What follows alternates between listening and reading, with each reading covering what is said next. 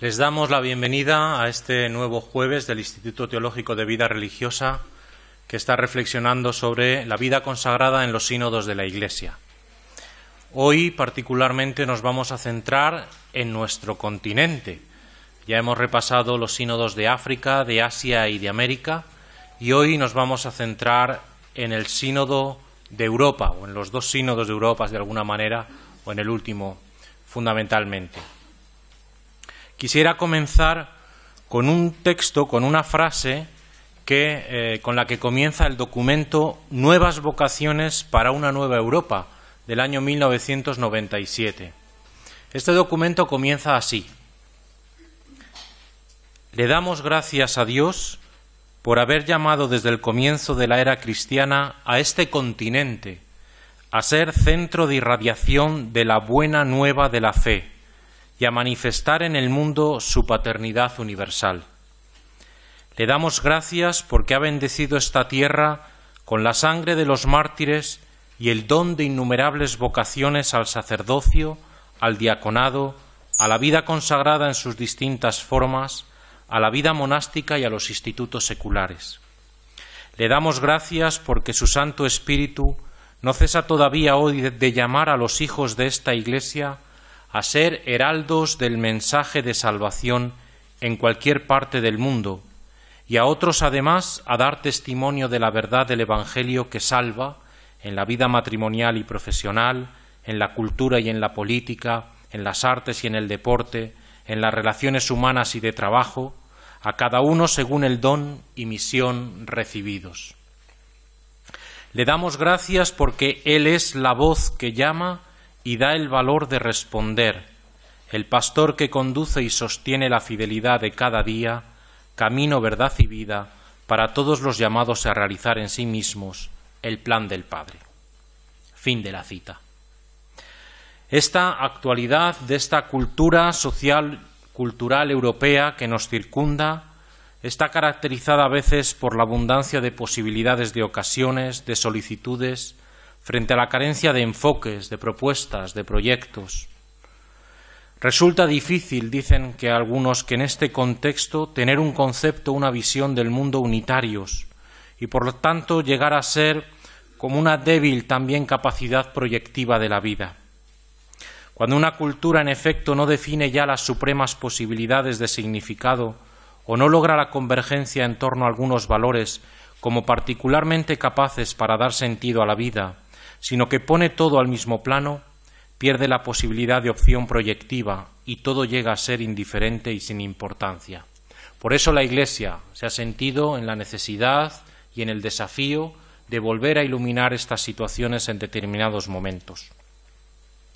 El profesor Olegario González de Cardedal decía en un libro hace unos años: la conciencia humana ha estado determinada en la modernidad por las ideas del progreso, la Ilustración, por la emancipación, la Revolución, y por la anticipación del futuro, la Utopía. El hombre ha cogido su destino en las manos, queriéndose soberano de sí e independiente frente a la naturaleza, la sociedad y el prójimo. La libertad ha sido la gran conquista individual y social. En el derrumbamiento de esos ideales modernos ha llevado consigo el naufragio teórico de una libertad sin fundamento metafísico y de una soledad sin referencia teológica. ¿Es posible ser hombre sin la aceptación incondicional de Dios y del prójimo? ¿Es posible la esperanza para quien es mortal y culpable tras haber negado su raíz fundante y a su prójimo como destino del que ya no se siente ni deudor ni destinatario? La suprema cuestión de la conciencia contemporánea es la legitimidad de la esperanza para la vida personal y comunitaria, fundada racionalmente y no de forma mágica o meramente política. Esperanza y religión, porque de esperanza habla mucho el Sínodo de Europa, han estado siempre unidas, hasta el punto que donde había religión había esperanza, y donde había esperanza verdadera, pronto o tarde, aparecía la pregunta y el interés después de la respuesta y la afirmación religiosa. Ya decía Heráclito en su momento que el hombre, para serlo verdaderamente, tiene que esperar lo que objetivamente es inesperable por sus fuerzas. Esta mirada a la visión eclesial, social, cultural del continente europeo, donde se hunden tantas raíces cristianas y que ha dado sentido a tantas visiones y tantas vocaciones, significa también que hablar en Europa de la vida religiosa es referirse a una serie de comunidades suscitadas y animadas por el Espíritu que han formado decisivamente parte de su entramado histórico, social, cultural y eclesial a lo largo de 16 siglos. A través de todas sus formas ha sido memoria de Jesús y de su Evangelio. Las religiosas y religiosos han sido creadores y transmisores de cultura, signos indicadores de la presencia de Dios en el mundo, misioneros universales y fuerzas vivas para los más variados servicios eclesiales y sociales en este continente y en otros continentes. Es larga la letanía de santas y santos fundadores, doctores mártires, misioneros catequistas, educadores y de cuantos ejercieron la caridad hasta el heroísmo con los enfermos, los ancianos o los niños abandonados. Aún muertos hablan todavía. Continúa resonando su voz y siguen encendidas las ascuas de su espíritu. Esta rica herencia es hoy acicate y estímulo para responder a las exigencias de la nueva Europa que camina hacia una nueva época envuelta en crisis de muy diversas índoles y pero al mismo tiempo está llena de vitalidad. Bueno, pues para reflexionar esta tarde sobre la vida consagrada en el continente europeo desde las claves sinodales, contamos hoy con la presencia del profesor José Cristo Rey García Paredes. Es claretiano, es bien conocido por parte de todos, es catedrático del Instituto Teológico de Vida Religiosa, ha sido director del mismo, así como de la revista Vida Religiosa y de la Escuela Regina Apostolorum, y hace poco más de un año el Papa Francisco lo nombró consultor para la Congregación de Institutos de Vida Consagrada y Sociedades de Vida Apostólica. En definitiva, es un hermano, un consagrado, que reflexiona teológicamente sobre la Iglesia, sobre la vida consagrada y que nos ayuda a todos a caminar en esta nuestra vocación de consagración. Esta mañana leíamos en la primera lectura de sabiduría que la sabiduría es un espíritu inteligente, santo, único, múltiple, sutil, móvil, decía tantas cosas, ¿verdad?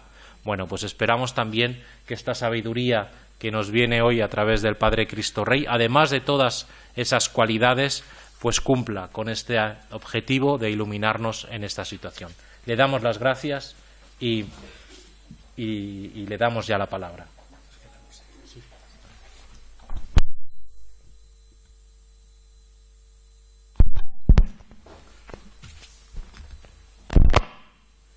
Pues, queridas hermanas y hermanos, muy buenas tardes. Después de esta introducción que el Padre Carlos nos ha hecho, vemos que debemos estar muy agradecidos a Europa por lo bien que ha acogido en el pasado a la vida consagrada y también por lo que la vida consagrada le ha dado a Europa. Ha habido una especie de un gran entendimiento entre la vida consagrada y Europa en el pasado, de tal manera que la vida consagrada ha tenido en gran parte su origen aquí en Europa y se ha extendido por todo el mundo.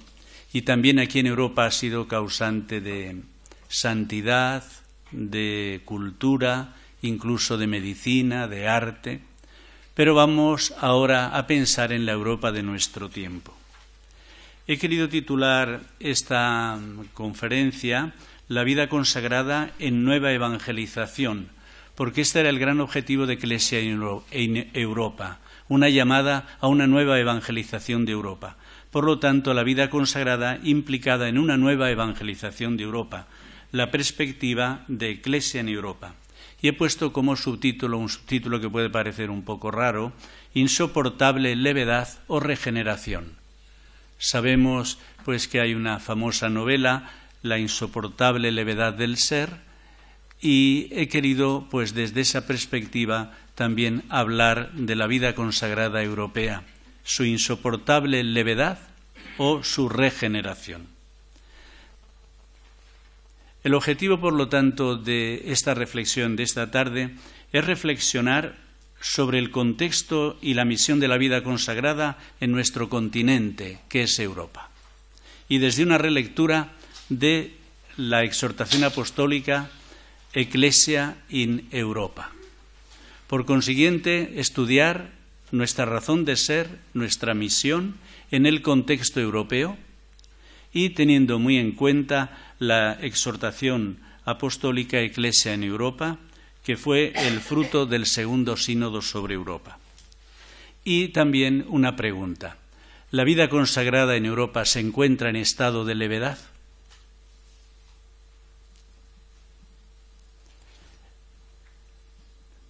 El planteamiento fundamental debería ser este: ¿qué quiere Dios de la vida consagrada en Europa?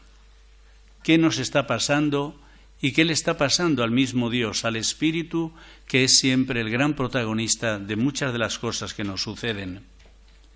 ¿En qué medida podemos, quienes pertenecemos a la vida consagrada, asociarnos a lo que está sucediendo en Europa?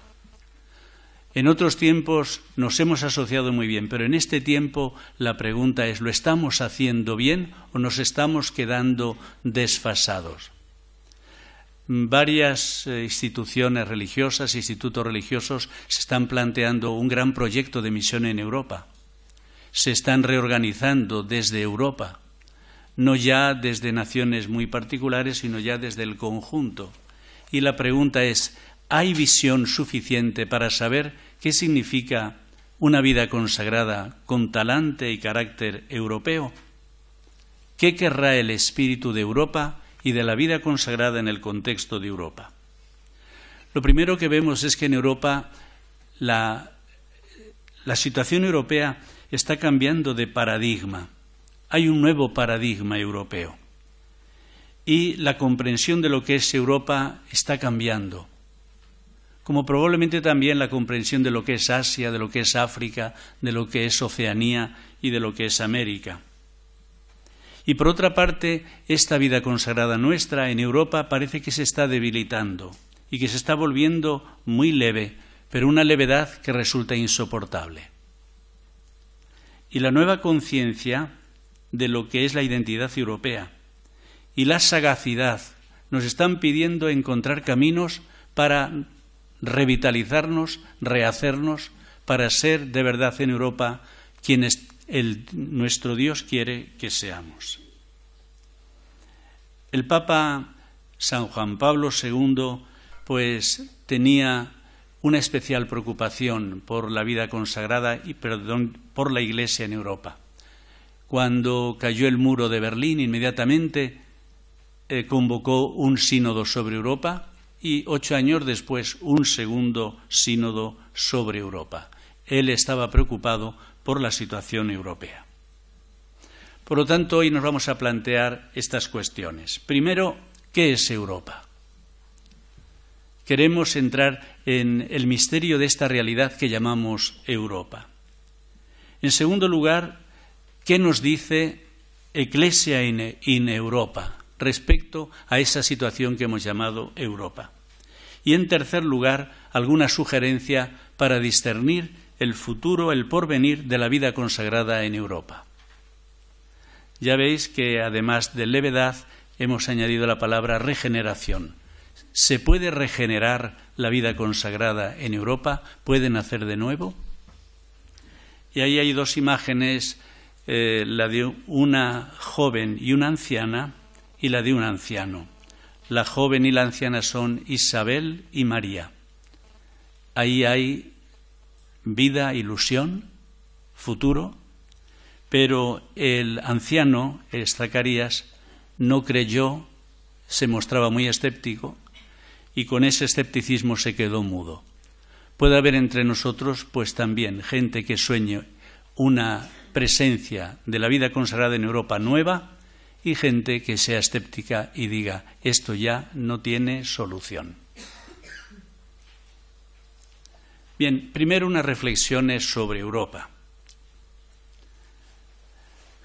Cuando yo tuve la oportunidad de dar clases allá en Brasil durante 2 cursos, a veces yo escuchaba a los alumnos, incluso a los profesores, decir, claro, eso es teología europea. Eso es una visión europea de las cosas. Y claro, yo entonces tuve la oportunidad de reflexionar sobre lo europeo. Y es que Europa no es una realidad monolítica. En Europa hay muchas formas de pensar. ¿Europeo quiere decir romano, latino, mediterráneo? ¿O quiere decir también Europa del Este, Europa? ¿Qué es Europa? Y, por lo tanto, yo creo que es necesario hablar de Europa, pues teniendo en cuenta que ha habido muchas Europas. Si vamos al medioevo, pues hay una Europa medieval, y ahí tenemos pues grandes monumentos de aquella Europa medieval que admiramos, las catedrales, etc. Si vamos al Renacimiento, ahí tenemos otra Europa, la Europa de la libertad, la Europa que soñaba, que se va poco a poco haciendo laica. Si vamos a la Ilustración, pues ahí tenemos otra Europa que quiere pensar por sí misma, que se vuelve más racionalista. Si vamos al siglo XIX, pues ahí tenemos la Europa de los Estados, la Europa de la política. Y si vamos también pues a finales del siglo XIX, también vemos una Europa de migrantes que se van a América, que se van a Estados Unidos, a Latinoamérica, que van despoblando Europa. Es una Europa que se va despoblando, porque aquí parece que no hay futuro y muchos inmigrantes lo encuentran en América. Pero la Europa del siglo XX es una Europa, ya hemos pasado este siglo, gracias a Dios, ha sido un siglo en el que hemos tenido 2 guerras mundiales terribles, millones y millones de hermanos nuestros que han muerto o han quedado mutilados o afectados profundamente por esas 2 guerras. Y uno se pregunta, ¿qué le ha pasado a Europa en el siglo XX? No ha sabido ser una Europa ciudadana, una Europa de hermanos. Nos hemos matado unos a otros. Ha sido una Europa guerrera. Muchas guerras ha habido en Europa en el siglo XX. Y por esto grandes pensadores que iban pensando sobre Europa, pues decían lo siguiente. Europa está en estado de decadencia, Spengler. Europa está en crisis de espíritu, Paul Valéry. Europa, el malestar de la cultura. Europa tiene malestar. Su cultura está en estado de malestar. Freud. Husserl hablaba de la crisis de la humanidad europea. No decía solo la crisis de Europa, sino de la humanidad. Una humanidad en crisis. Berdiev decía, se acerca la noche, porque estaba viendo pues todo lo que podía suceder, los campos de concentración, las muertes, los asesinatos. Huizinga hablaba de las sombras del mañana, como diciendo aquí, lo que vemos son únicamente sombras. Finalmente, Ortega y Gasset hablaba de la Europa sin destino. La veía pues como una realidad desbocada, que no sabía hacia dónde iba, que iba hacia su destrucción. Y esta ha sido la Europa pues, de nuestros abuelos, de nuestros bisabuelos, la Europa también de nuestros padres, la Europa que algunos de nosotros también pues hemos vivido.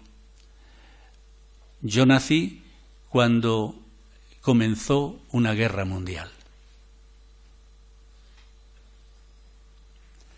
Y por esto Paul Tabori, en su libro Historia de la estupidez humana, habla de una Europa muerta.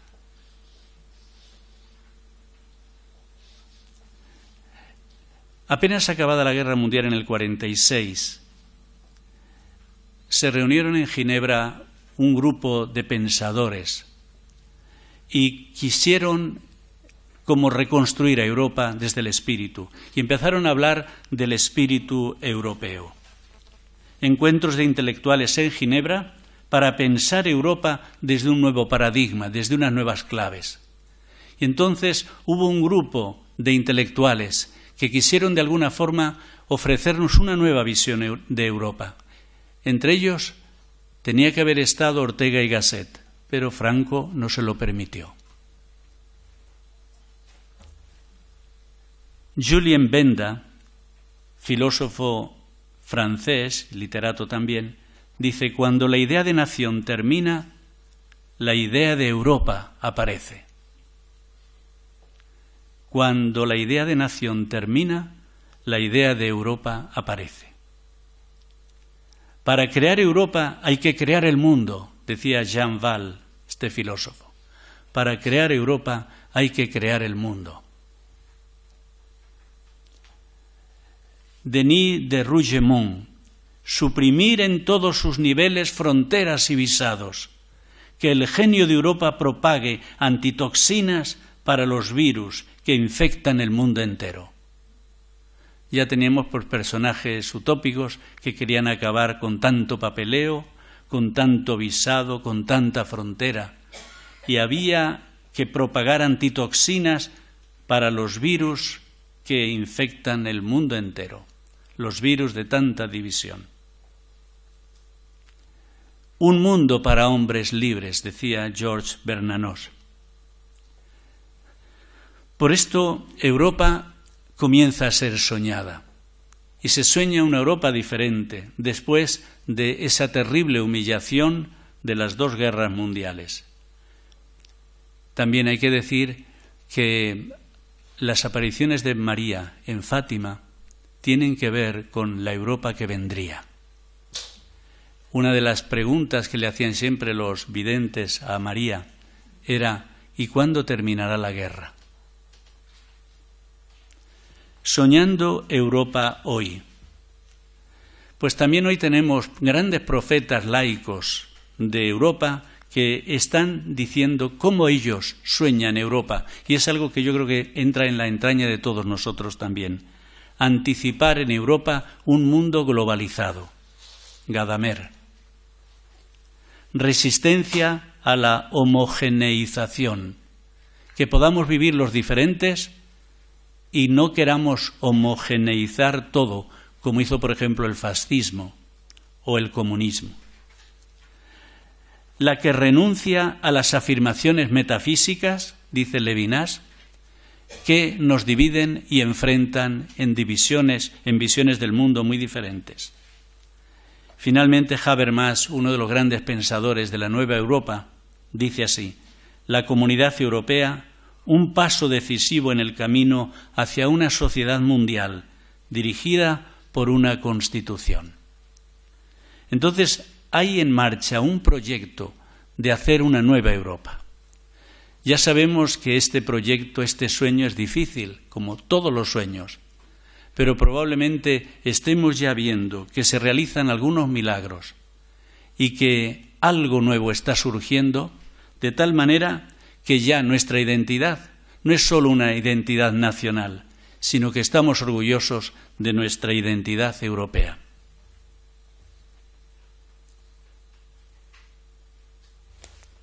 Papel de la religión en Europa del siglo XXI. ¿Y esta Europa se está haciendo laica? ¿Está olvidándose de Dios? Hay a veces quienes hacen diagnósticos demasiado apresurados y dicen que que esta Europa ya está volviéndose una Europa sin religión. Pero la religión no desaparece, se está transformando. ¿Y por qué hablamos de la falacia de las encuestas? Porque yo no puedo preguntar al europeo de hoy con las preguntas de hace 50 años. Yo a un joven de hoy no le puedo decir: ¿vas a misa? Eso lo podía preguntar yo hace 50 años. ¿Te has bautizado? ¿Te vas a casar por la iglesia? Hace 50 años esas eran las preguntas. Pero ahora, ¿qué preguntas habría que hacer para que las encuestas no sean falaces? Se dice que si les preguntas a los jóvenes franceses, por ejemplo, ¿oráis alguna vez a Dios?, responderán, dice, solo un 11% que sí. Pero si les preguntas, ¿de alguna manera tú te encuentras con Dios y hablas con Él en algún momento de tu vida? ¿El cómo? Y entonces dice que responden sí un 30%. La moral. Hoy tenemos otra visión de la moral, pero una visión de la moral que está en contra de muchas formas de opresión del otro, de exclusión. Dios es cuestión abierta. Y por eso también cuando a alguno le preguntas por Dios, dirá, hay un Dios que a mí no me convence. Pero estamos oyendo ahora diciendo, el Dios del Papa Francisco sí me convence. ¿Qué está ocurriendo cuando decimos que, por ejemplo, cuando hablamos del cielo? Algunos presentan o hemos presentado el cielo de tal manera que a uno no le apetece nada ir allá. El cielo no es mi casa. Vivo ahora en la creación de Dios. Y sin embargo la creación, la tierra, todo esto nos fascina. ¿Dónde emergen hoy las actitudes religiosas? Esta es la gran pregunta. Y entonces estamos viendo que la Europa, como dice Habermas, no está secularizada, ya es possecular. Y es possecular además gracias a la inmigración, a tantos que están viniendo y que adoran a su Dios y que buscan a Dios. Y toda esta inmigración que nos está viniendo es como un bautismo religioso que está haciendo que Europa tenga que contar cada vez más con el misterio de Dios. Por esto, el neosecularismo multicultural está como que siendo derrotado y la sociedad europea también tiene que pensar que hay que hablar de Dios. ¿Pero cómo? Esta es la gran cuestión. La religión vicaria.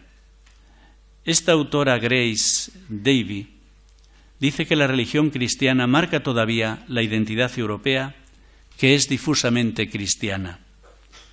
Y nos extrañamos ante el hecho de que, por ejemplo, no haya mucha participación en nuestras iglesias, pero que luego en las fiestas religiosas, en las romerías, sean las multitudes las que allí se hacen presentes. ¿Y esto a qué se debe? Dice, parece que en esta sociedad las mayorías han delegado a las minorías la praxis religiosa, la práctica religiosa. Y entonces algunos de nosotros somos como los que practicamos en nombre de los demás. Los abuelos en nombre de los hijos y de los nietos a veces. Y entonces tenemos una generación que está como manteniendo la fe de la familia, aunque hay algunos que no la practican, pero todos reconocen que hay personas, incluso a veces le dicen a la abuela o a la mamá, ruega por mí, no, que quiero que me salga bien esto, quiero, y entonces es lo que se llama la minoría que vive un cristianismo de forma vicaria. Creo que la apreciación de esta doctora Grace Davy es interesante, para también pensar que lo mismo nosotros estamos en un momento en el que tenemos que representar a otros ante nuestro Dios, interceder. Y finalmente el desafío de las nuevas espiritualidades. El sentimiento de vulnerabilidad en Europa está haciendo que los europeos en determinados momentos se tengan que plantear el principio del sentido. Y están buscando el sentido, están desencantados de la ilustración, de las ideologías, y ahora hay que buscar algo. Y esa búsqueda de espiritualidad se está dando fuera de los muros de las iglesias, de los santuarios. Y entonces ante esa búsqueda de espiritualidad, ¿qué hacer? George Barna escribió un libro interesante sobre esa convulsión del espíritu que se está dando entre nosotros, pero se está dando muchas veces fuera de nuestros santuarios. Y la vida consagrada en Europa, insoportable levedad. Milán Kundera distingue dos tipos de levedad: la levedad dulce y la levedad insoportable. La levedad dulce es un campo mágico donde se experimenta una gran libertad. libre, sin equipaje. Y entonces nos sentimos pues leves de equipaje, ligeros, y esto es algo que todos añoramos en algún momento. Pero hay una insoportable también levedad. Es un drama vital, el drama de la levedad. Ver que uno no tiene peso, ver que uno no tiene solidez, que uno está como flotando, que nada tiene sentido. Esa levedad es insoportable.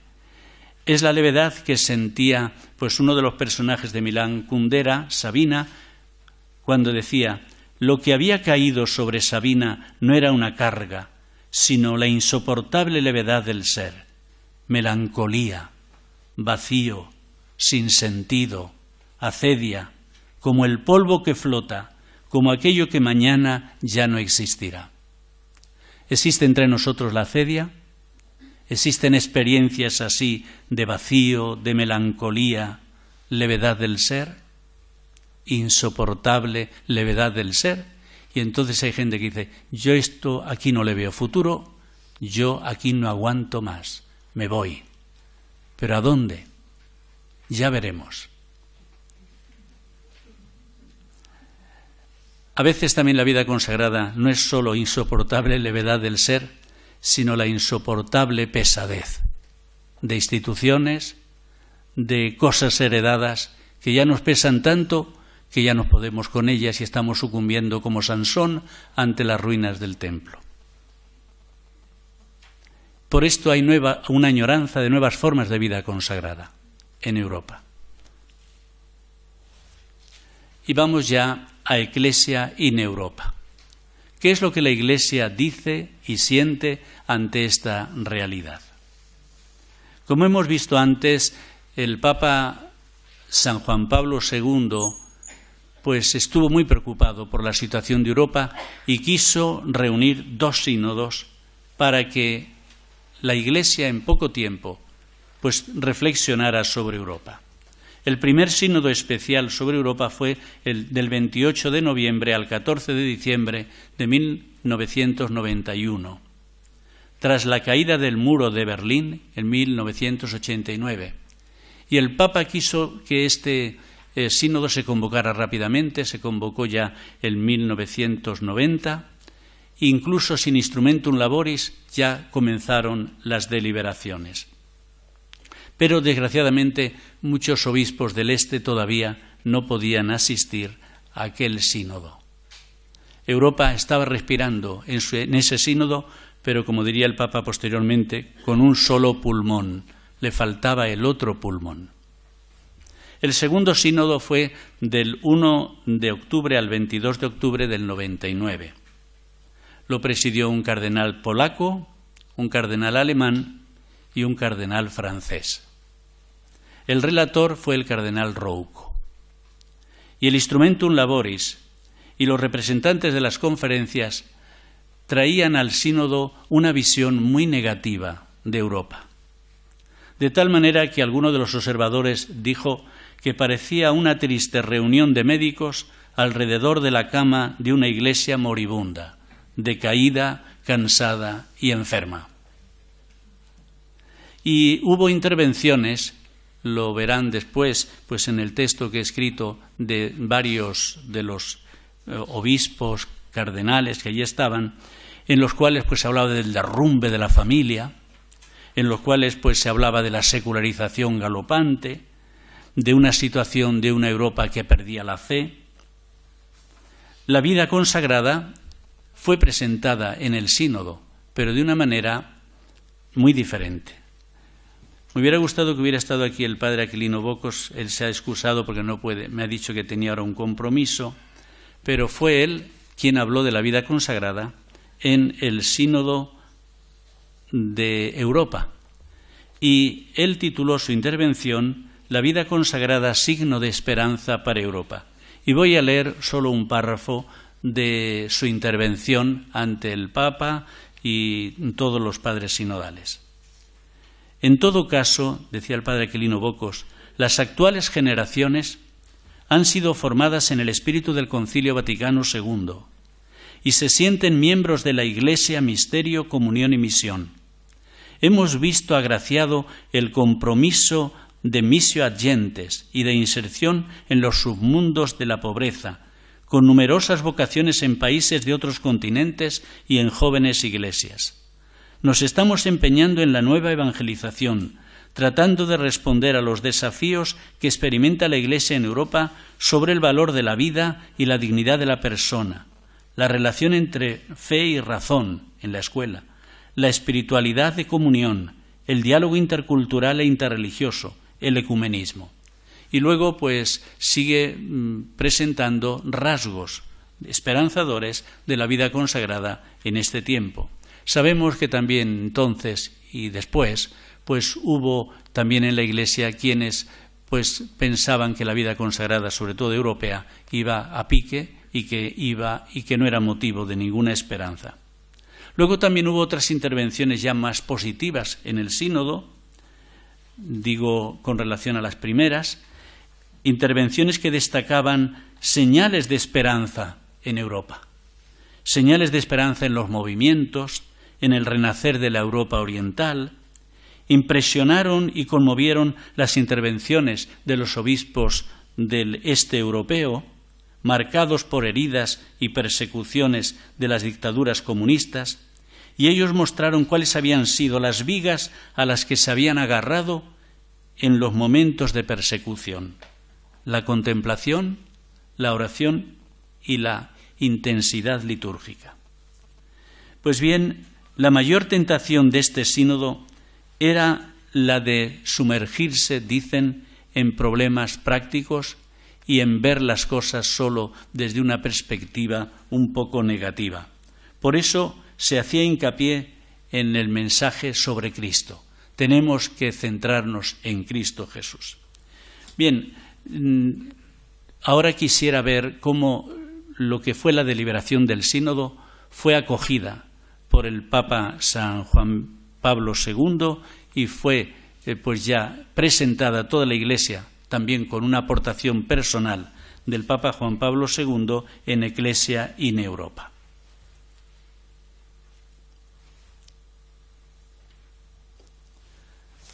La exhortación apostólica Ecclesia in Europa tiene un tono de esperanza, pues se advierte un oscurecimiento de la esperanza, decía, desánimo, desilusión y cansancio, y el Papa quiere que esta exhortación sea una exhortación a la esperanza.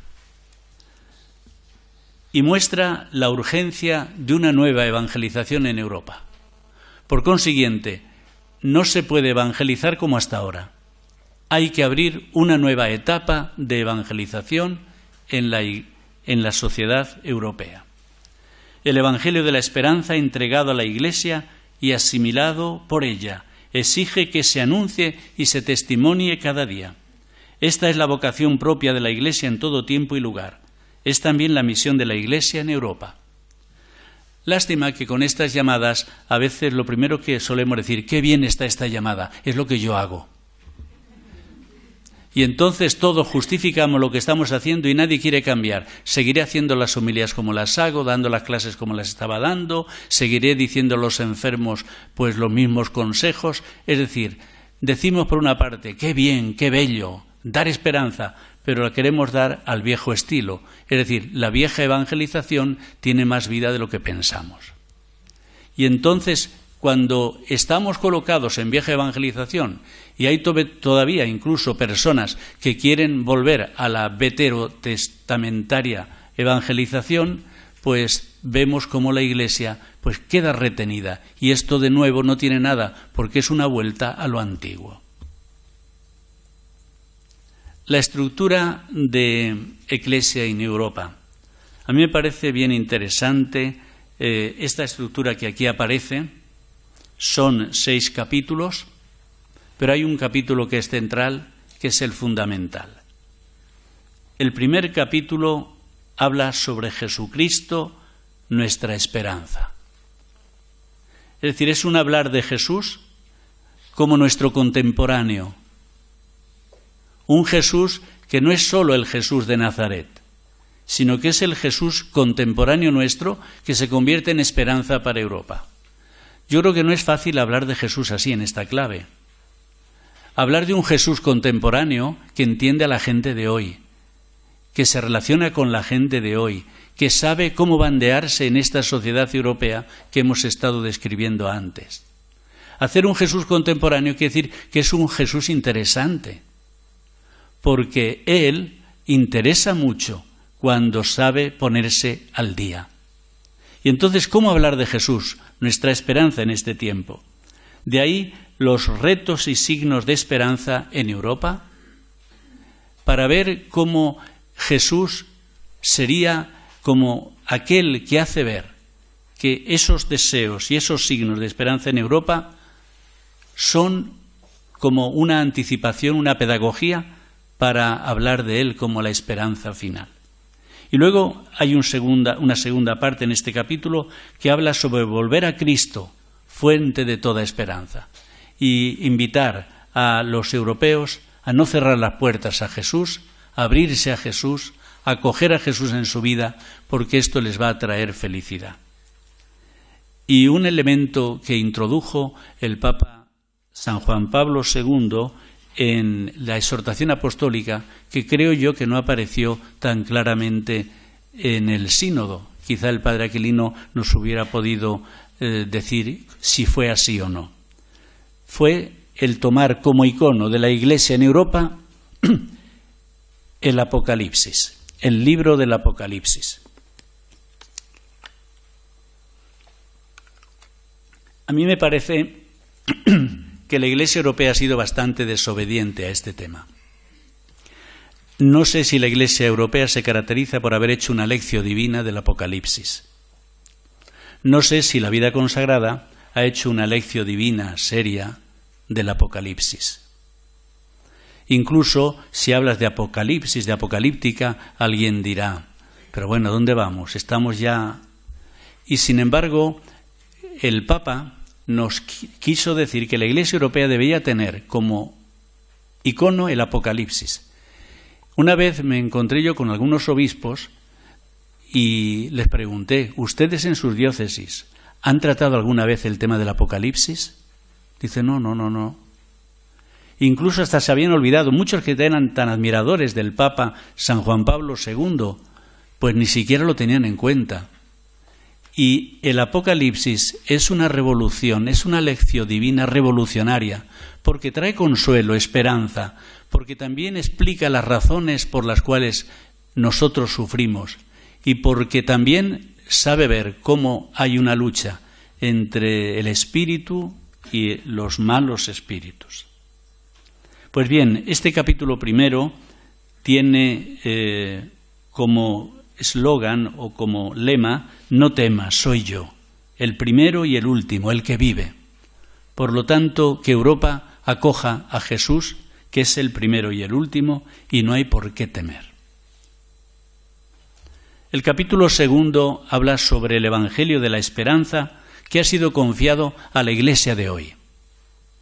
Es decir, hoy hemos recibido un Evangelio, y es el Evangelio de la Esperanza. El Señor llama a la conversión, y toda la Iglesia es enviada en misión de esperanza. Y aquí hay otro texto del Apocalipsis. Ponte en vela, reanima lo que te queda y está a punto de morir. Entonces hemos tenido experiencias de reanimación, hemos sido testigos de esperanza. Miremos solo pues también el rostro que podemos tener en nuestras mismas comunidades, ver si vemos problemas o vemos milagros. ¿Cuál es nuestra experiencia? ¿Podemos decir que estamos en un contexto en Europa de una iglesia llena de esperanza? El capítulo tercero, anunciar el Evangelio de la esperanza en la situación actual de Europa. Aquí el sínodo quería incidir en lo que es la situación que estamos viviendo y cómo en esa misma situación podemos transmitir el Evangelio de la esperanza, proclamar el misterio de Cristo, proclamarlo desde la unidad y desde el diálogo y evangelizar la vida social. Toma el librito que está abierto, devóralo. Luego el capítulo cuarto, celebrar el Evangelio de la Esperanza. Es una llamada, una invitación a descubrir la liturgia, de la esperanza y a celebrar los sacramentos de otra manera, desde la esperanza. Fijémonos lo que puede ser celebrar funerales, la de gente que viene a los funerales y celebrarlos desde la esperanza, desde otra perspectiva, o las primeras comuniones, o los bautismos, o las bodas. Lo que sería descubrir de verdad la liturgia. Al que está sentado en el trono y al Cordero, alabanza, honor y gloria y potencia por los siglos de los siglos. Es decir, dándole también a la liturgia su carácter apocalíptico. El capítulo 5, servir al Evangelio de la Esperanza. El servicio de la caridad, servir al hombre en la sociedad y optemos por la caridad. Esto lo ha tomado muy en serio el Papa Benedicto, quien en sus encíclicas pues ha hablado sobre la caridad desde diversas perspectivas, hasta desde la perspectiva política. Optemos por la caridad. Conozco tu conducta, tu caridad, tu fe, tu espíritu de servicio y de paciencia. Y finalmente, el capítulo 6, el Evangelio de la Esperanza para una nueva Europa. Quiere ver el Papa, el sínodo, aquí a la Iglesia implicada en la construcción de la nueva Europa. Vocación espiritual de Europa, por lo tanto, que responda a esa ansia de espiritualidad, a esas nuevas formas de fe, que sepa hablar de Dios en un nuevo lenguaje y que contribuya a la construcción europea. Y por lo tanto a la construcción de esta Europa que acoge, hospitalaria, esta Europa que quiere cuidar. Vi la ciudad santa, la nueva Jerusalén, que bajaba del cielo. Y entonces esto lo quiere aplicar el Papa también a la visión del futuro de Europa. Bien, esta es la estructura de Iglesia en Europa. Yo a veces me he preguntado si la vida consagrada se ha tomado en serio, la vida consagrada europea, este tema. Si lo hemos abordado, si en nuestros institutos se ha dado pues un estudio serio de lo que es esto. A veces he visto que algún instituto pues ha empezado a hablar de un proyecto europeo sin tener en cuenta Iglesia en Europa.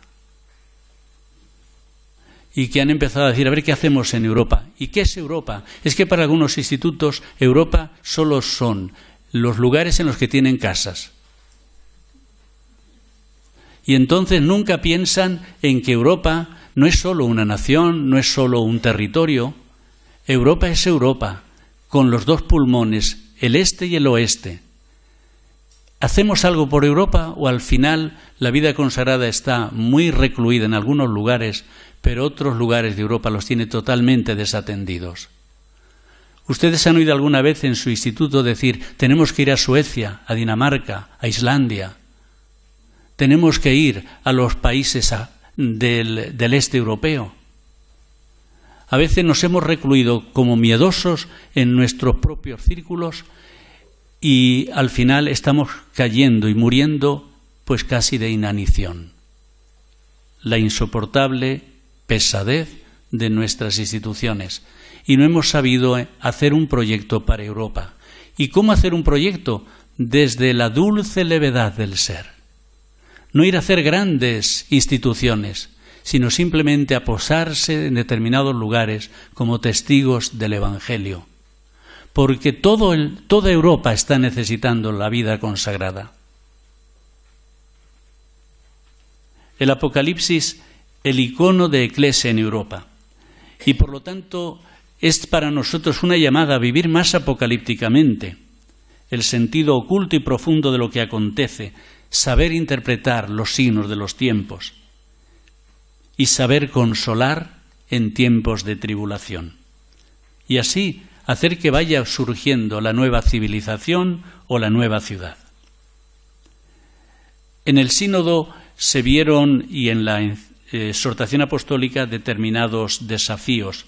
El progreso científico y económico, y por lo tanto hoy nuestra preparación para evangelizar en Europa tiene que tomar muy en serio el estudio, la ciencia el entender bien la realidad. En Europa tenemos que prepararnos mucho más para poder responder a los desafíos y no estar respondiendo con tonterías a problemas muy serios o a circunstancias y contextos muy complejos. La unión entre los pueblos de Europa y no servir para la división de los pueblos. A veces podemos ser tan provincianos que no queremos unir ni siquiera las provincias. Y tenemos problemas para unirnos en provincias. Y a veces, pues luego ya los nacionalismos que tenemos. Cuando estamos en un tiempo en el cual tenemos que redescubrir nuestra identidad europea. La posmodernidad que relativiza los valores permanentes, pero también enjuicia las ideologías del pasado y del presente. Las migraciones masivas. Y esto, pues ahora, sobre todo a la Iglesia le está interesando mucho y la vida consagrada. ¿Qué hacemos ante la inmigración? Y el rostro de esta nueva Europa que está surgiendo con la inmigración. ¿Qué querrá Dios de Europa? Y las nuevas tendencias religiosas y espirituales. No vaya a ser que cuando alguien quiera tener una experiencia de Dios, se le ocurre ir a algunos sitios, pero nunca venir a nuestra casa. Si estuviéramos por la calle y alguien dijera, quiero tener una experiencia de Dios, le diríamos, vente a mi comunidad. ¿O a dónde lo enviaríamos?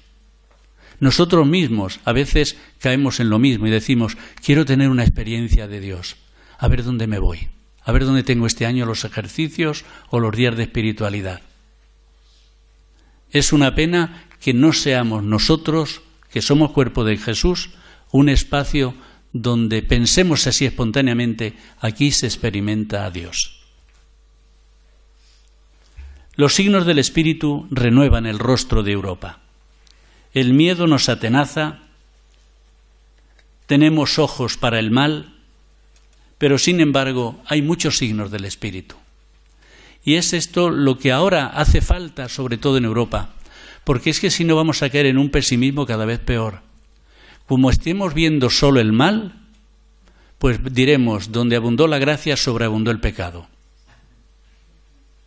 Y sin embargo, como tengamos los ojos para el bien, la mirada del buen pastor de la misericordia, pues comenzaremos a sentir una gran compasión, un gran amor, un estremecimiento de las entrañas ante lo que está sucediendo, como diciendo, pero ¿cómo es posible tanta hermosura en tanta guerra o en tanta dejadez? El Espíritu está renovando Europa, dice Iglesia en Europa en el número 12. Tenemos mártires santos y nuevos ejemplos de santidad en nuestro tiempo. El Espíritu suscita una renovada dedicación al Evangelio y una nueva disponibilidad.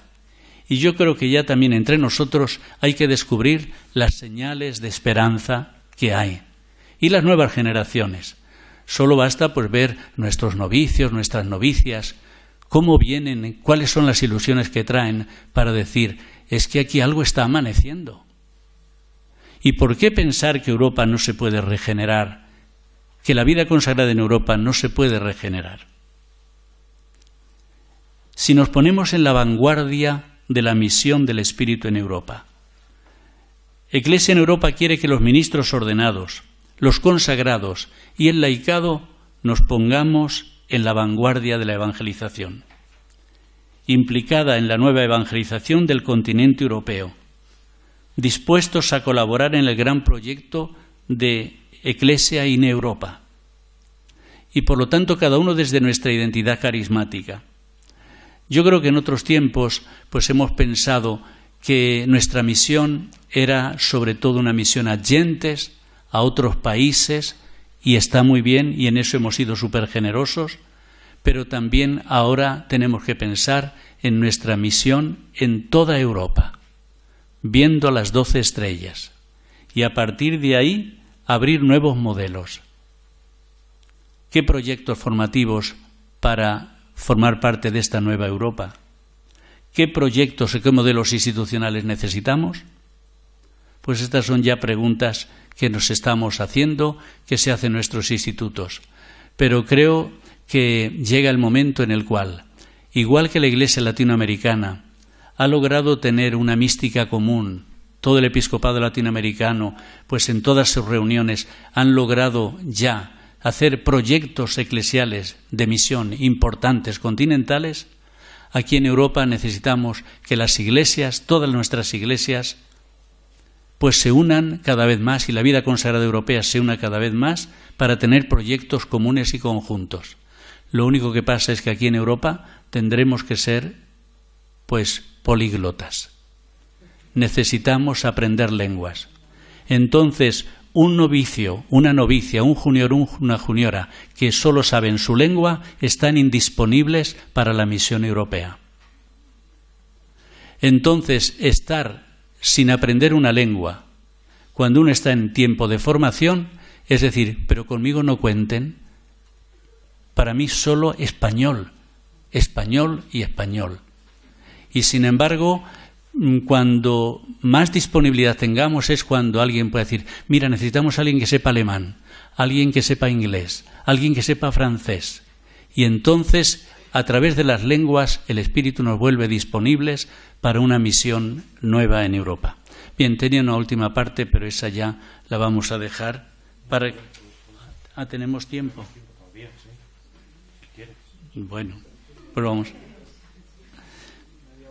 Media hora queda. Bueno, pues a mí se me ha hecho largo. Sí, pues bien, ya 10 minutos más. Bien, orientaciones para nuestro discernimiento y futuro.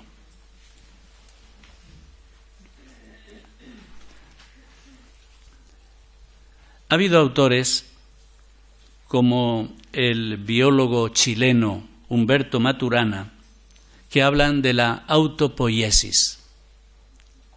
La autopoiesis es la capacidad que tienen los sistemas de regenerarse.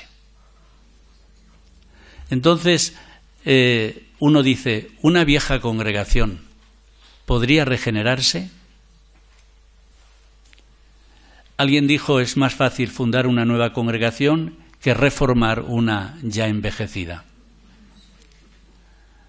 Pero bueno, si los sistemas tienen la capacidad de autopoiesis, de autorregenerar, ¿por qué uno no puede nacer siendo viejo? Además, nuestro maestro así lo decía.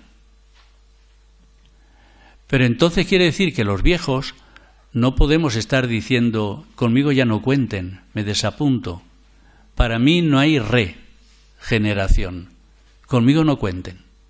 Y entonces nos va a pasar como al viejo Zacarías, nos vamos a quedar mudos, sin trabajo, porque no se puede contar con él para nada. En cambio, la Isabel, que se entendía muy bien con la joven María, esta sí que dio a luz. ¿Será posible en la ancianidad dar a luz? El justo en la ancianidad produce fruto. Entonces necesitamos recuperar este encuentro entre María, las nuevas generaciones, y la generación de los que creen en la regeneración. El sociólogo Niklas Luhmann habla también de la autopoiesis de los sistemas sociales. Y vemos también cómo la sociedad va poco a poco transformándose, regenerándose. Hay partidos que empiezan ya a decaer, que ya no tienen votos, que no tienen apoyo social, y sin embargo hay otros que comienzan a resurgir, porque traen una regeneración. Y esto es muy importante para las sociedades. Y entonces entre nosotros se tendría que dar los mismos procesos. Y todos aquellos que no permiten esos procesos son personas que prefieren el aborto. Y entonces hay también abortos congregacionales, donde a veces vienen ideas extraordinarias, nuevas propuestas y eclesiales, y sin embargo quedan abortadas. Y venían pues del Espíritu, lo que pasa es que no discernimos adecuadamente. El carisma tiene capacidad regenerador. El Espíritu no salvará la vida consagrada europea sin la vida consagrada europea. Es decir, el Espíritu nos salva contando con nosotros. Y por esto, en esa alianza con el Espíritu de Dios, surgirá algo. Cuando una persona está muy conectada con el Espíritu, al final le da más la razón al Espíritu que a sus ideas. Cuando una persona está conectada con el Espíritu, es capaz de ver en el otro la verdad que en él no tiene. Decía un laico una vez aquí en Madrid, lo importante es ver en el otro el Jesús que a mí me falta. Ver en el otro al Jesús que a mí me falta. Y cuando uno parte desde esta actitud, o ver en el otro el Espíritu que a mí me falta, entonces comenzamos a construir juntos algo nuevo y distinto. Por esto, la vida consagrada tiene capacidad de regeneración. Y hay 4 áreas que nos interpelan a mi modo de ver, pero habrá probablemente pues muchas otras. Hay que pensar en lo secular y en lo laico con otras categorías. Tenemos que buscar el valor, por así decirlo, divino de lo secular. Es decir, ver lo laico desde otra perspectiva, como lo está viendo nuestro mismo Dios. Porque todos son hijos de Dios, y todos los hijos de Dios tienen también el Espíritu dentro, y por lo tanto el Espíritu puede estar actuando en ellos. No usemos simplemente etiquetas de secular y laico para pensar que eso no es lo nuestro, porque podemos imaginarnos de otra forma lo secular, que tiene mucho que ver con la teología de la creación. En segundo lugar, otra área, los 1.000 millones de abajo.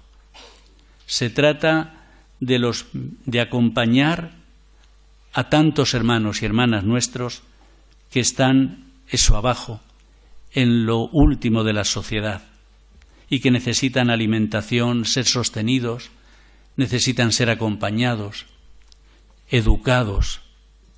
Alguien decía que la gran pobreza de nuestro mundo es la falta de educación, porque hace que los seres humanos no podamos desarrollar todo lo que llevamos en nosotros. Luego, encuentros para el diálogo y la paz. El diálogo interreligioso. A nosotros, los claretianos, el Papa nos pidió acompañar. Nos dijo que acompañáramos. Y yo creo que esta es una tarea de toda la Iglesia. Salir, pero para acompañar. Y acompañar a la gente. Y acompañar a las personas, sean quienes sean. Y procesos de globalización, es decir, comenzar a pensar desde una perspectiva más amplia. No pensar solo desde mi territorio, sino pensar globalmente. Tener ideas más globales, no pensar solo desde ideologías y de una manera especial descubrir el mundo joven y acompañar al mundo joven para que este mundo de nuestros jóvenes pueda encontrarse con Jesús. ¿Y esto cómo se hace? Pues a través de nuevos testigos. Cuando Jesús murió, pues sus discípulos no eran muchos, pero ellos fueron capaces de llegar a todo el imperio. Nosotros somos muchos, pero yo creo que tenemos que movilizarnos y que Dios nos permita que antes de morirnos podamos haber conquistado a alguien, podamos haber llevado a alguien a Jesús y podamos también pues ayudar a este mundo a dar pasos hacia adelante. Evangelii Gaudium está siendo ahora nuestra hoja de ruta. Evangelii Gaudium nos invita a salir a una nueva itinerancia misionera, yo creo que por Europa. Es decir, la iglesia en salida tiene que ser una iglesia en salida en Europa, ofreciendo servicios cualificados a las iglesias particulares o a los grupos eclesiales. Nuevos modelos de estructuras comunitarias e integración de los carismas personales. Ante todo, tengo un sueño y no solo un programa. Necesitamos tener sueños, que después se traducirán en programas, pero sin sueños los programas serán inaguantables. Vino nuevo en odres nuevos.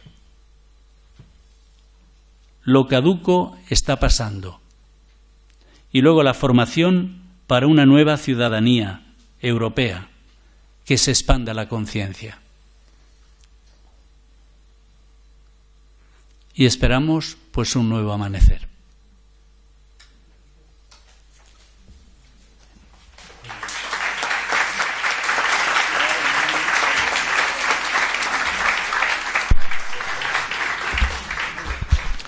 Pues le agradecemos mucho al profesor José Cristo Rey esta intervención, esta iluminación sobre la situación de la Iglesia en Europa, sobre el papel también de la vida consagrada en esta realidad europea, que nos haya ayudado también a preguntarnos sobre qué quiere Dios de la Iglesia y de la vida consagrada en este momento también. Y tenemos ahora unos minutos para, establecer un pequeño diálogo, al preguntar alguna cuestión que nos ayude también a profundizar y aprovechándole. José Carlos, si hay por ahí alguna pregunta.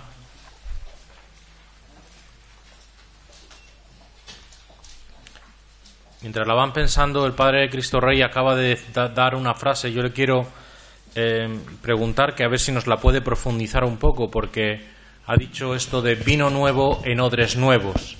Y esta fue el lema de la plenaria de la Congregación para los Institutos de Vida Consagrada y Sociedades de Vida Apostólica, que más o menos hace un año se celebró allí, ¿no? O sea, ¿qué quería expresar la congregación, de religiosos en este caso, con esta expresión, al darle este título a la plenaria, y cómo se vivió eso y cómo se recibió también el mensaje del Papa y su discurso?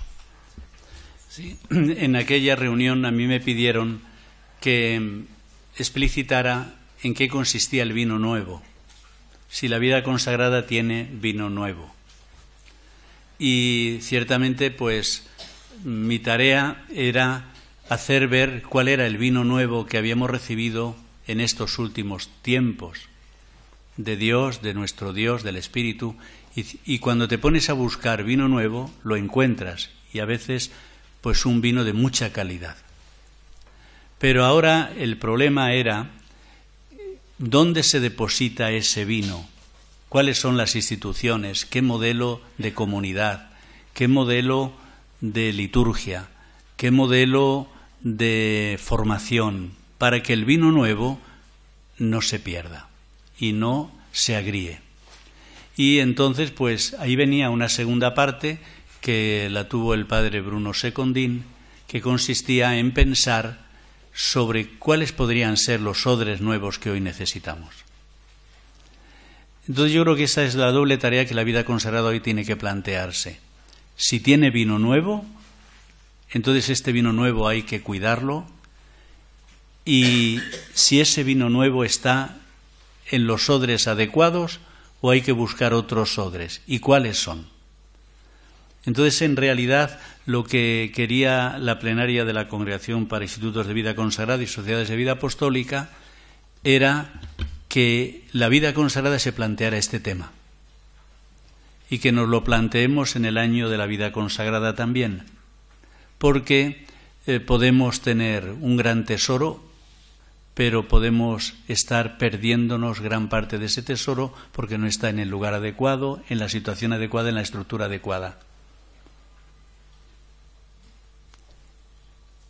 Luego alguien dijo que lo que Jesús quería decir con esto, pues era defender un sistema nuevo ante el viejo sistema de Israel, ante el viejo sistema de la religión de Israel. Jesús parece que llevaba consigo una especie de revolución juvenil, de novedad juvenil, y entonces la palabra nuevo para él era tan importante, pero porque es que aportaba verdaderas alternativas.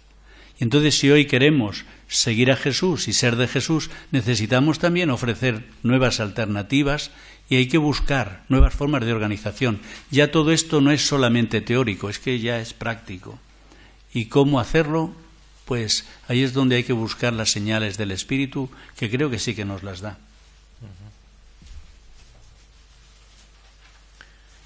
Yo también le quiero poner en un aprieto al Padre Cristo Rey, a ver, que me perdone luego. Tradicionalmente se ha hablado de los tres pilares de Europa, como la filosofía griega, el derecho romano y la espiritualidad judeocristiana, ¿no? ¿cuáles serían los 3 pilares sobre los cuales la vida consagrada tendría que apoyarse para dar respuesta a los desafíos, pues, de una sociedad postsecular, una sociedad, digamos, también muy diversificada, muy plural, con los desafíos de los refugiados, de la inmigración, con toda esta situación también que se está viviendo, ¿no? O sea, si pudiera ser así, ¿no? ¿Qué filosofía, qué derecho, qué espiritualidad tendría que vivir la vida consagrada hoy? Sí, la filosofía es que se está haciendo y estamos ahora en serios procesos filosóficos también en Europa. Una filosofía que tiene ya características diferentes, pero tenemos pensadores extraordinarios. Lo difícil es hacer de todo esto una especie de síntesis, porque si algo hizo Santo Tomás fue, pues, ofrecer una gran síntesis filosófica del pensamiento de su tiempo. Hoy nos resulta más difícil encontrar una persona que pueda sintetizar toda la riqueza del pensamiento, pero sí que hay unas corrientes de pensamiento con las cuales nos vamos cada vez todos más identificando. Por ejemplo, la apertura de la mente, el pensamiento dialogal, no dialéctico, sino dialogal, el pensamiento holístico y no parcialista. Y entonces estamos como educándonos en una nueva filosofía, lo que sería un nuevo paradigma filosófico que yo creo que sí que ofrece claves para entendernos y para todos juntos construir una nueva forma de pensar. Luego el tipo de derecho, pues también el derecho está constantemente revisándose. Solo vemos cómo los grupos legislativos de las naciones están constantemente pensando cómo legalizar y cómo hacer para que no sean los grupos de poder los que impongan las leyes, los que nos digan qué está bien y qué está mal, porque a veces lo hacen para defenderse ellos mismos, ¿no? Y hemos visto que hay mucha corrupción detrás de mucha aparente legalidad. Y entonces hay la necesidad de un nuevo derecho, una nueva forma de entender la convivencia y de regularla. Y ahí pues hay ya propuestas de lo que es un nuevo modelo de organización, reinventar las organizaciones, dice un autor que se llama Laluc, que está tratando de ofrecer una nueva clave organizativa, pero que está siendo consensuada por mucha gente y asumida incluso por muchos grupos. Y luego desde el punto de vista de la experiencia de Dios, pues yo creo que también estamos en camino hacia descubrir un Dios que no es solo el mío. Y entonces, ¿cómo descubrir ese Dios que está aquí presente y estar siempre abiertos a las nuevas revelaciones de Dios y no cerrarme a ninguna posible revelación? Algunos dirían que esto era sincretismo, pero yo creo que cuando nos ponemos ante lo divino, donde está el sol no tienen luz las estrellas, y que por lo tanto hay un Dios que va a ir cada vez más revelándose, manifestándose, y el Dios de Jesús es para nosotros ese Dios que es el Dios de todos. Del Señor es la tierra y cuanto la llena, el orbe y todos sus habitantes. Decir todo esto es fantástico, porque nos vuelve a la fe de Israel, nos vuelve a la fe de Jesús, pero luego es un Jesús que está como actualizado constantemente por el Espíritu. Muy bien, gracias. ¿Alguna cuestión más? ¿Alguna iluminación? Bueno, pues... Sí, ahí. Ah, sí. Déjale el micrófono.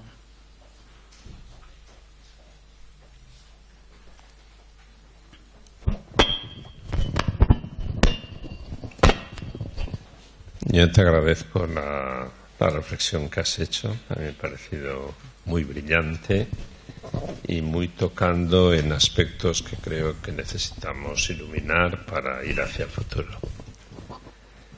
Nosotros vivimos el concilio y muy atrás con mucha ilusión, pero lo que nos ha traído a nosotros como novedad esta posibilidad de ir hacia adelante con una nueva perspectiva no ha tenido, según mi parecer, el cuerpo que debería de tener. Nosotros hemos visto, pues, cuando estudiábamos una perspectiva de cara a lo que podía ser la novedad o la renovación o los planteamientos nuevos, y sin embargo hemos visto siempre como un crecer, yo no digo dos fuerzas, pero realidades que a nosotros, quienes han querido ir hacia una renovación y a una perspectiva con una visión que es la que estamos llegando a pesar de que estemos muy lejos, pero también acompañados de unas fuerzas negativas hacia atrás,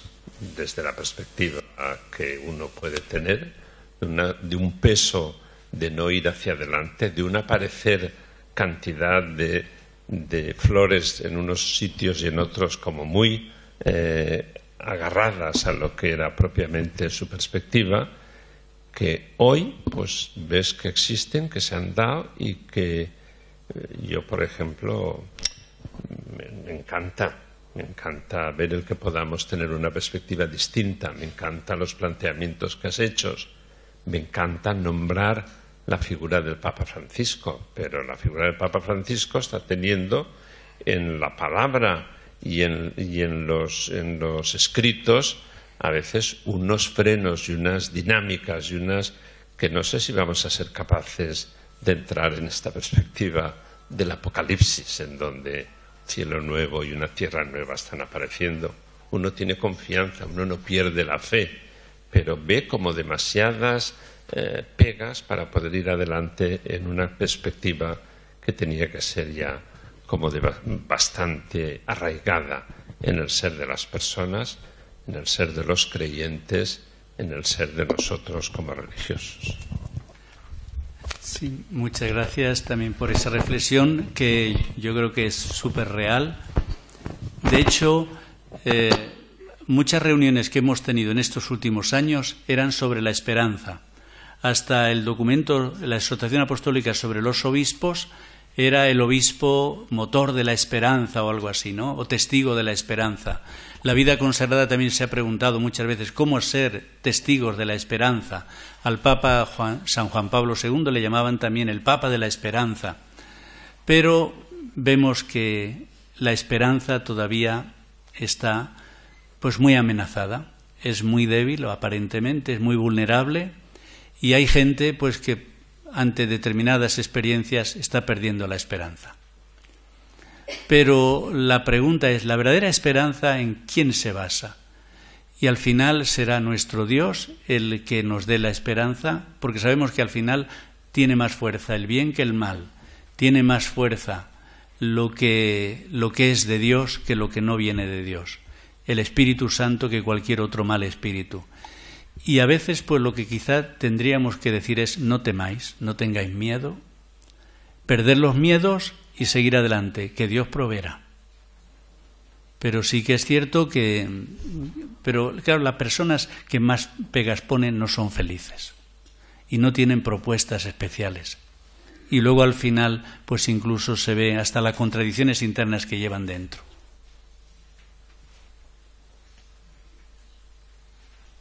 Sí.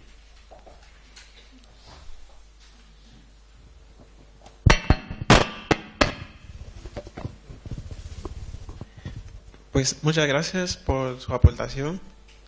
Y lo que yo quiero resaltar es ver la iglesia en Europa como una iglesia que ha hecho muchos trabajos durante los siglos, especialmente en América. Y viendo la realidad de hoy, eso me da a entender de que la iglesia en Europa, yo no sé, en cuanto a la vivencia, con respecto a lo que han dado en otros sitios, no sé si será algo distinto. O habría que haber una vivencia desde el espíritu, en el sentido de que más apertura a la interpretación desde una neumatología.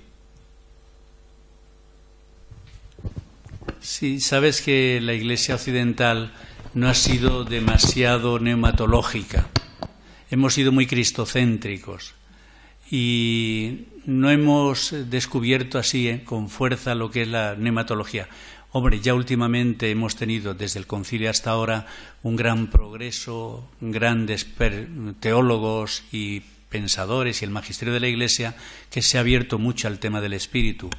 Creo que, por ejemplo, Evangelii Gaudium, pues las menciones al espíritu, pero no solo menciones, sino la visión desde el espíritu de toda la realidad es muy importante. Y el mismo sínodo y el Papa Benedicto XVI en sus últimas intervenciones también mostró una gran tendencia neumatocéntrica.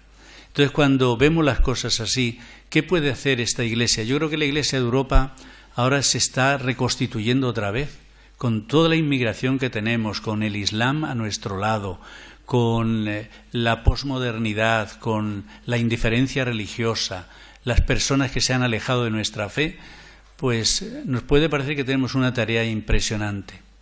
Pero bueno, probablemente estamos en el tiempo de las minorías. Y en el sínodo alguien dijo que la Iglesia católica se está volviendo minoría. Entonces tenemos que acostumbrarnos a ser minoría dentro de las sociedades, pero desde la minoría podemos hacer lo que nunca hicimos y ser todavía mucho más creíbles.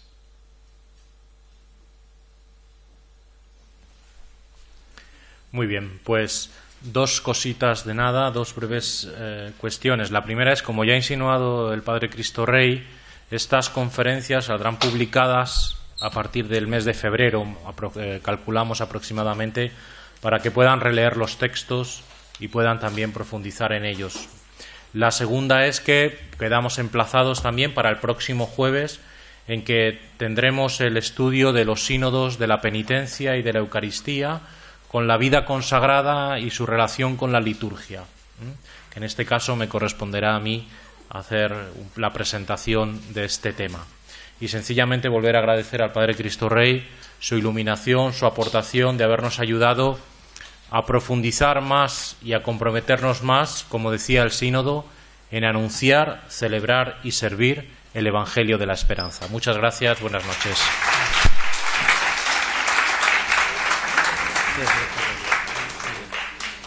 Descansen.